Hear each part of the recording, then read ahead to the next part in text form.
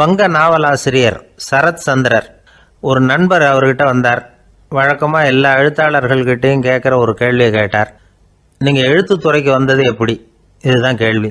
அதை தெரிஞ்சு என்ன பிரயோஜனம்னார் சரத் சந்திரர். சும்மா சொல்லுங்களேன், தெரிஞ்சுக்கிறேன் அப்படின்னார் வந்தவர். சரி சொல்கிறேன்னு ஆரம்பித்தார். நான் ரங்கூனில் வேலை பார்த்துக்கிட்டு இருந்தேன். சம்பளம் பத்தில் வேலையும் பார்த்துக்கிட்டு ஒரு பலசரக்கு கடை வைக்கலாம்னு நினச்சேன். என்னால் மளிகை கடை வச்சு சரியாக நடத்த முடியுமாங்கிற சந்தேகம் என் மனைவிக்கு.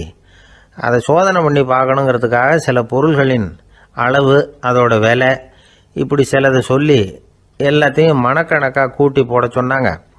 என்னால் சரியாக கூட்டி சொல்ல முடியல.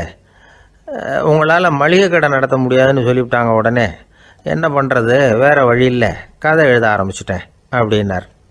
கேட்டவருக்கு சிரிப்பு வந்துட்டு தான். சரத் சந்திரர் ஒரு பக்கம் சீரியஸான நாவல்கள், சிறுகதைகள் எழுதியிருந்தாலும் அவருடைய இன்னொரு பக்கம் வேற விதம்.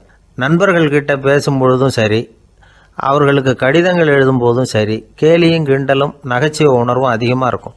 காந்திஜி ஒரு சமயம் கல்கத்தாவுக்கு வந்திருந்தார். தேசபக்தர்கள் பல பேர் அவர்கிட்ட பேசிக்கிட்டு இருந்தாங்க. அப்போது சரத் சந்திரரும் அங்கே இருந்தார்.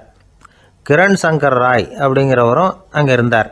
அவர் சொன்னாராம், காந்திஜியோட பழகிய